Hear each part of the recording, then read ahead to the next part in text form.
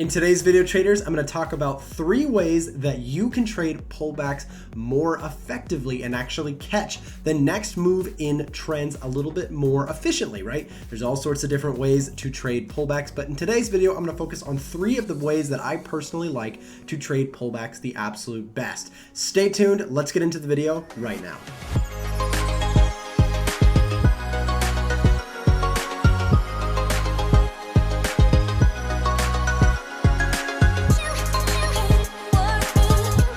Hello traders, and welcome back to another one of my videos. My name is Nick, also known as Trader Nick. I make all sorts of content here on YouTube. I have a video today, very excited to share with you. It is about pullbacks.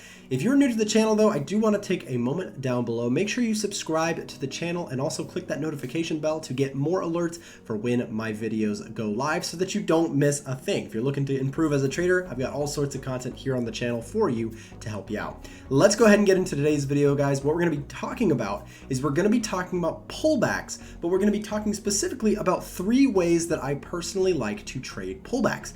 Now, these are all 3 technical things, and I do want to add on to this that sometimes one of the best ways to ride trends is also to keep up with some of the fundamentals, right? Following some sort of thing like unemployment rates or that sort of fundamental news can often lead to very, very strong trends. So with that out of the way though, we're going to be talking about 3 technical ways that we can trade pullbacks in a market. Now, a pullback is very simple. When we have a market that is trending strongly, we have something that's moving like this, right? We're moving up, and then we have a correction, and then another impulse, and then another correction, and we're looking to see this market continue. Now, we call this a trend, right? Because one thing you can notice about this is that if I get my change of color, you can see that we are putting in higher highs and higher lows. You can see very simply, we have a higher high right here, right? And we have a higher low. You can see that where the market pulled back to is higher each time, right? So we're seeing higher highs as well as higher lows. And that's kind of the clear, kind of simple definition of a strong trend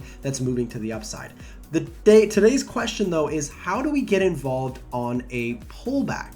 Now, a pullback is this part little right here, where we see that little counter trend come into play and the market is kind of pulling back after making a significant move, right? So we had that impulse, we're now seeing that corrective move, but how do we know when that corrective move is finished and when the next move, aka the next impulsive move, is going to start? In today's video, I'm going to talk about a couple ways that I personally like to find spots like this, right? Those pullback zones or those kind of re-entry or buy levels for a trend that's moving to the upside. We're going to get into that. And we're going to talk about a couple different methods that I personally use on the technical sides of things.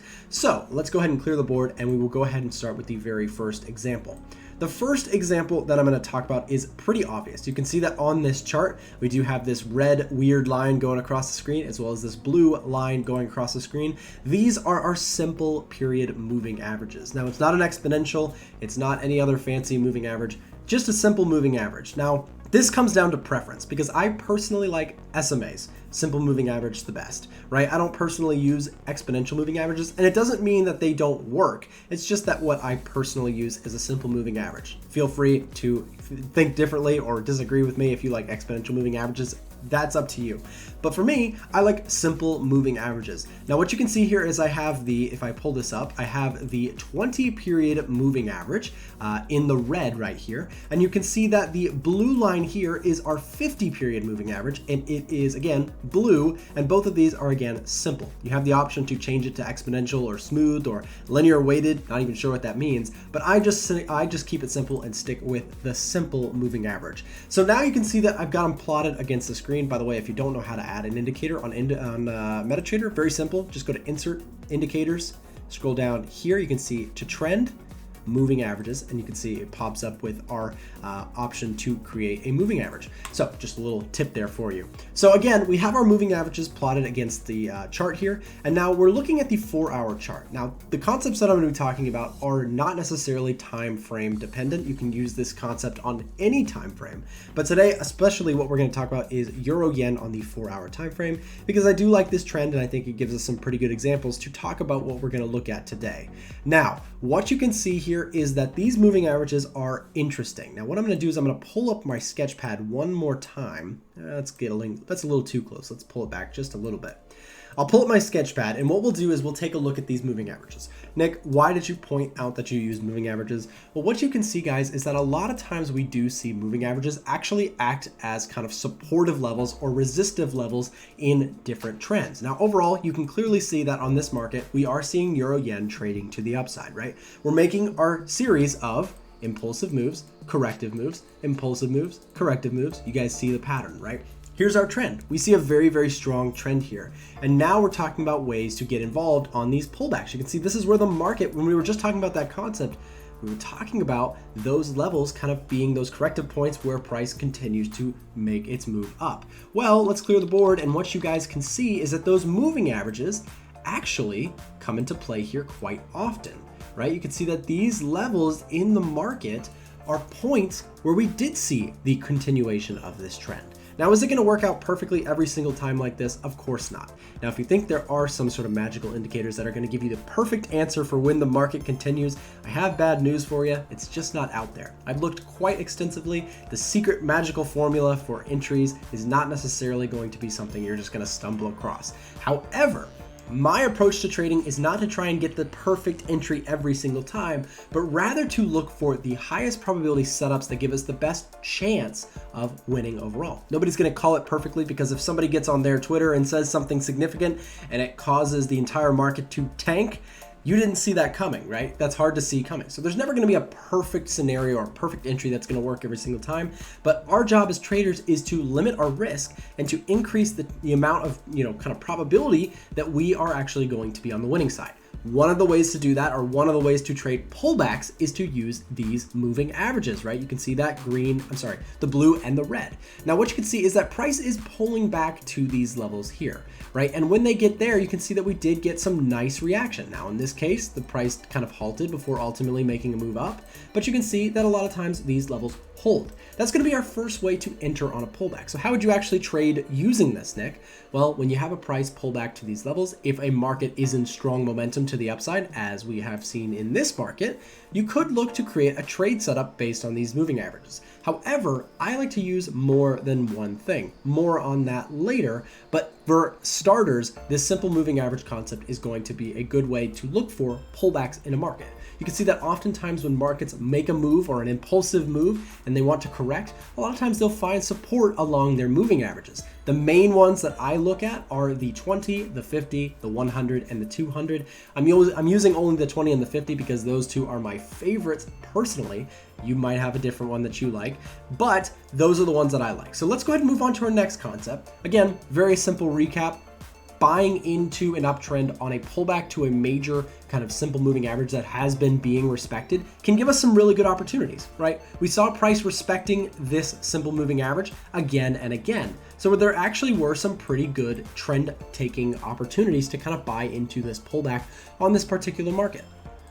Let's go ahead and talk about the next concept, which is going to be our Fibonacci retracement tool. Now, what you can see here is that the Fibonacci tool, in case you don't know, I actually have a video about Fibonacci trading. I'll put it up here in the link if you'd like to figure out more about Fibonacci trading. If you have no idea what that is, I've got a couple videos on that I think you should check out for sure before we go any further. But assuming you know what a Fibonacci retracement is, we'll go ahead and draw a Fibonacci tool right here. You can see with a Fibonacci tool, we're going to draw from the swing low to the swing high.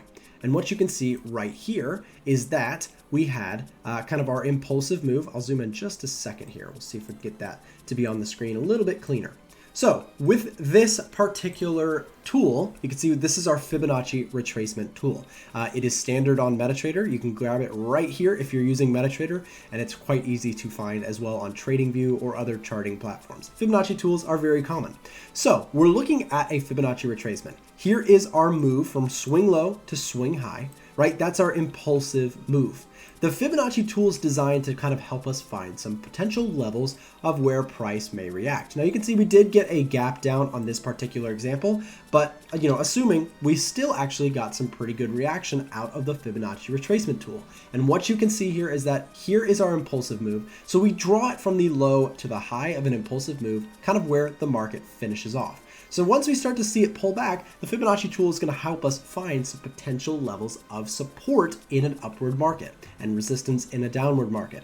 So as price starts to pull back, what you can see here, guys, is that the 61.8 level, which is my personal favorite level on the Fibonacci tool, actually held as a very strong level of support in this market. You can see if I make this blue, we did come into this area, right? The 61.8 level. We did find buyer support and we continued the trend. So in this particular example, this would have been a fantastic way to enter this market on a pullback in, kind of this kind of pullback that we saw in the overall context of this uptrend, where then we saw price break through the recent highs and continue the uptrend very solidly. Okay, so now that we have that on the table, we see that 61.8 level is going to be a good one there. What if it's going to come back to the 50% level, or the 38.2% level, or the 23.6 level? There's all different levels on this Fibonacci retracement tool, Nick. How do I know which one is going to hold? Well, that's the golden question. If only we all knew exactly where it was going to reverse, we'd all be millionaires.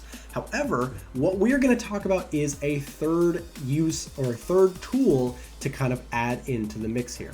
Now stay tuned again, because I'm going to talk about a way that I personally like to use all three of these to create some really good opportunities in the market. Okay, so again, Fibonacci tool, we see an impulsive move. We're looking for a retracement, and the significant levels here oftentimes act as support or resistance to a particular market in a trend.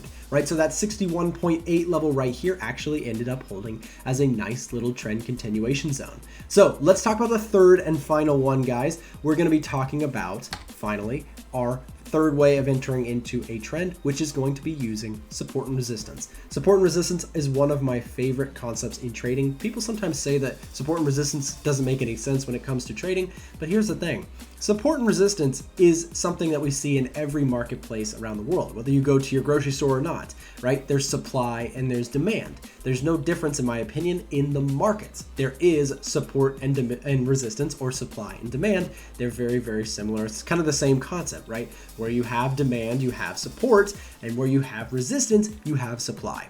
So with that said, let's talk about support and resistance. What you can see here is that if I just kind of clean things up just a little bit here, this level, let's go ahead and highlight this level here, right? This level here, we'll zoom in just to get the story a little bit more clear. This level here, actually, let's zoom just a little bit over. This will make it a little bit clearer. Okay, so this level here was our level of resistance. Price came up into this area, and I hope I'm not blocking too much of this with my camera. Price came up into this area here, and sellers stepped in and pushed price back down. We got some resistance, right? This is our resistance area. Sellers are in this area. This is our supply zone where sellers are looking to control this market. As price starts to pull back here, though, guys, this becomes our resistance level. So this is where sellers are expected. You can see when price did make its way back up, we had a short-term little resistance or check from the sellers that pushed price down about 3 bars before ultimately we did break through. This is where things get interesting, guys, because remember, the overall context is we're in a very strong overall bullish trend. So when price did break through and we formed that higher high, right, continuing the trend, when we start to see this pullback, this very same level actually acted as a very strong level of demand. Now, why would it be demand? Well, I've got an entire video on supply and demand that I will link up as well here. You guys are getting all sorts of video recommendations from me today. But this simple concept of pullbacks to a significant level that was resistance and now is becoming demand or support, that's where things get interesting, because this level kind of broke through. Sellers were beaten here. Buyers took control, and so when price came back to that area, buyers are likely still going to be in control and push price up. So now that we have those three concepts on how to pull back in, or how to trade pullbacks, let's talk about my favorite way to use them, which is to combine them to create more high probability trades. Now here's the thing. It's not going to be every single time that you see all three things of, all three of these methods come into kind of confluence or agreement. However, when they do, a lot of times you get some very, very solid trade setups. You can see if we draw in our Fibonacci tool, what you guys are going to see here is something pretty cool. Now you can see I drew my Fibonacci tool, same one as before, but check this out, guys. I'm going to zoom out so I make sure we can see everything on the screen. What you can see here is that we actually had a confluence of all three of our methods. Number one, we have our moving average. Price pulled back. Let's go ahead and make this black. Price pulls back to our 50 period MA, right? That's the first confluence. The second confluence is you can see that we have our Fibonacci retracement from swing low to swing high. We have that 61.8% level of retracement. And that's exactly where this market actually ended up turning around. But that's not it, guys. That's 2 so far. What about the third and final one, which is our resistance, now potential support? See that green zone? Well, that's our level of demand, or our buyer zone, or our support level. So now that we have all 3 of those guys, this gives us a beautiful little trade setup to go long and to join the overall trend. With all 3 of these things lined up, this gives us kind of all the Fibonacci traders kind of seeing this, all the support traders seeing this, and all of the moving average traders seeing this, right? So we have a lot of things kind of stacked up to potentially convince us that we have a nice little trade setup to go long. We manage our risk, we set the trade, and we could look to join into this move at a calculated level. Guys, I've got a VIP group if you're interested in learning more with me and trading alongside myself and the rest of the community. I'll link that down below. You can join up for there, follow the trades that I take, as well as access our community chat room. Thanks so much for taking the time to watch this video. I'll go ahead and link up some videos here that you can check out, and we will see you on the next one.